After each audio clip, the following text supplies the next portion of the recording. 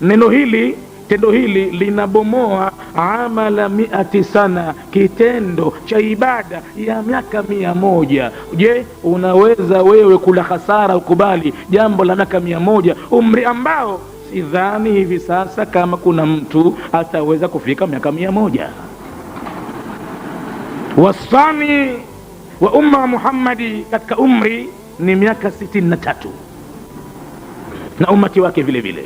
Akibahatika mtu kuvuka pale, basi ndio kabahatika, na wakati wote ule aone kwamba safari yeye tayari ameshakuwa nayo, kwa sababu amevuka mpaka ule umri aliondokea duniani yule aliye mbora wa viumbe vyote.